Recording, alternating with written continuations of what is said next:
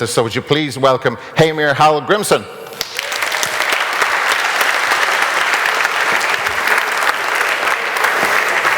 How are you? I'm shaking good. Yeah, good to see you. Sit in. Yes, absolutely, yeah, definitely. I'm getting old, so I need to sit down. How are you? Okay. Okay. I'm not particularly good after losing matches, and the bad thing about football is that people remember your last performance. Yeah. And it's a fucking shame. The next game is in 3 months or 4 months, so they will remember this last game. You should have given that answer on the television on Sunday with Tony. So, look, you've not had the best week because of that. Because of last Sunday. Yeah, we can flip it. If we would played England first and Finland second, we probably would feel better. But this is how it is. You're always judged on your last performance, and kind of it was on up till 50th minute or something. I think we felt okay. As a coach, coming in at half-time, game plan was okay. We needed to fix some things, but I think we were annoying England. They didn't create chances. Which is always a good thing. So at half-time, as a coach, you kind of tweak some things. You like to improve little things, but then 10 minutes later, everything is changed. And you're standing in front of the players, 90,000 people, shouting, and it's difficult to kind of change things from there. But this is our life, and it was a shock, definitely a shock.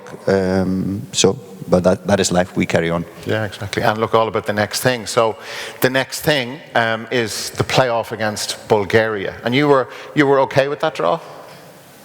Well, not the team that we wanted. It was probably better to have Armenia, Kosovo in that. But all of the teams wanted to avoid Slovakia, who's playing really well at the moment. So could have been better, could have been worse. But it's just one of the games leading up to the World Cup. So looking forward to that one. And I suppose, look, it's a fairly sort of focused period of time with the World Cup. Next month you'll know who we're playing. Probably going to have these 2 friendlies in June, which I'd say you welcome those games after the playoff, that you have more time to implement your plans with the players. Yeah, I think Ireland is kind of unique. We have a lot of players in the championship. Those players will finish their league beginning of May, and the FIFA window is June, early June. So they would have like a month. Will they take a break and then come back and need a pre-season before the game? So it's a tough game for Ireland to play the June window.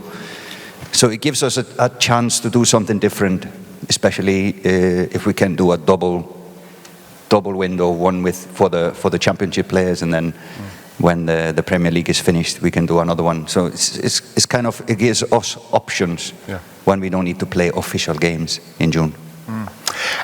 Bearing in mind where we are and the people in this room, I wanted to know what you think of our league.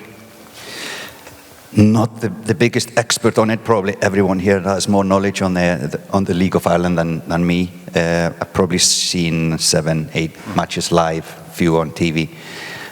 But I think it's similar to the Icelandic one, which I know pretty good. I saw both games.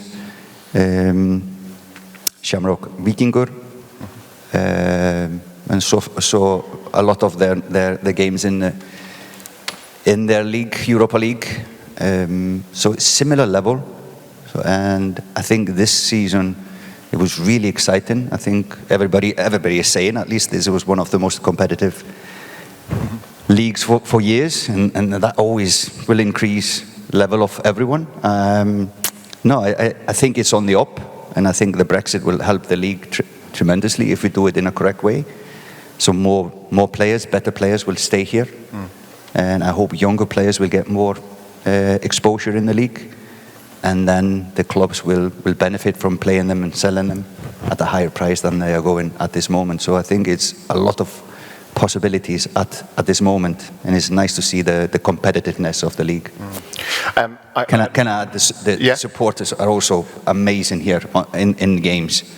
I was thinking, reflecting on England, if we would have had the supporters of Darragh in Wembley when England scored, if they would have thrown the flares and gave us like 10 minutes to just recover from that goal, So next time we will definitely bring them for the national team game. Well, but that was a good clap.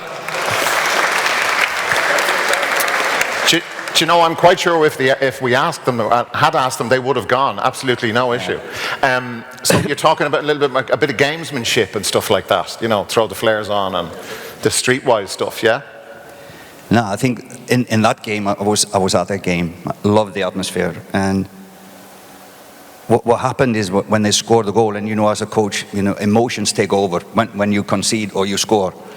That kind of cool them down. They could settle down and relax, and while the firemen would just turning that off. Yeah. You had like 5 minutes just to have a briefing on the pitch and reset. Yeah. So I thought that's a clever idea, but I think we don't have the money at the federation to pay the fines for flares in national team games.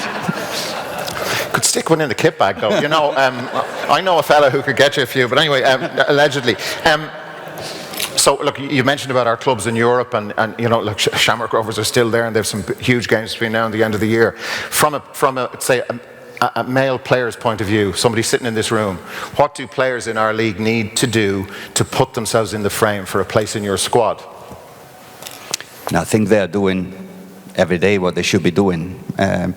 The reason for probably, I don't know, I can only speak from myself, but probably now and in the past, players who have excelled is normally because there's so much scouting in the League of Ireland. So if a player is good, he's normally sold anyway prior to becoming top level, national team level. So that is probably the reason that somebody would snap him before he gets to the level. But I have always used January, December, January, sometimes half of February for domestic players, looking at the players and ending up with playing a national team game.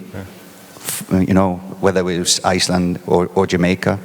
And normally there was one or two players that we used from that camp in the future. So I've been trying to push them maybe for next year to put it in the budget, to go in January and play domestic-based players and maybe a little bit younger players.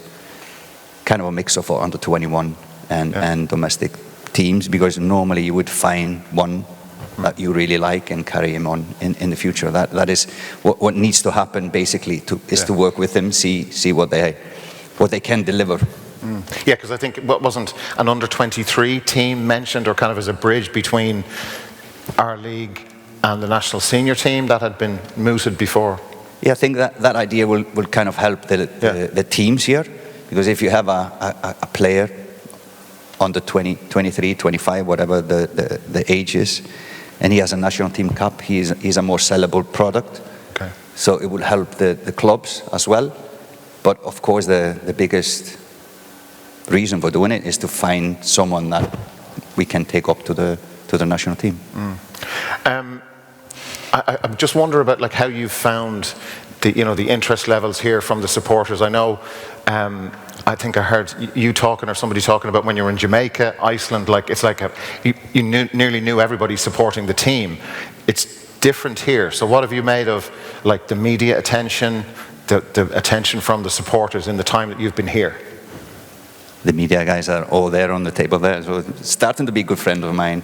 But the attention was something that I was not used to. Okay. A lot of coverage, and you have to be careful. I learned that, even here, if I say something, probably it's in the papers. So yeah, I can think of two things you've just said, but go on anyway.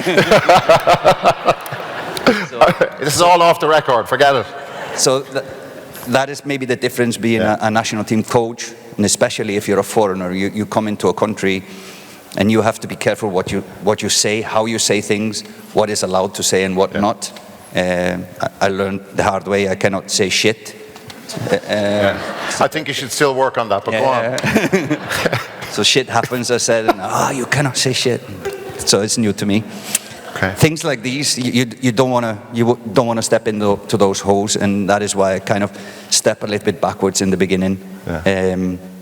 Was learning from people that know more about the national team, the players, the names, and everything. So slowly, I will take more center stage. But so yeah, it's all about surrounding you with people that has more knowledge than you, some lucky with the federation. Has been people that really are supportive, have welcomed me. So I'm really happy with the staff and the federation. And I think I'm guided, the right path. So hopefully I will grow, but that is the key for all of us, is to surround you with people that have more knowledge than you, so you can grow as a person, as a leader, as a player, whatever. I've noticed it in your interviews, and maybe it's a cultural thing, and even now, you're very honest. You just get to the point. Like you don't try, like last Sunday you didn't try and sugarcoat anything. No, I think it would I couldn't say that in Jamaica. I couldn't say ass in Jamaica, but it bites you in the ass if you start to lie and kind of say things, and then you're reminded 4 months later. So I think it's always best to be honest and work from there.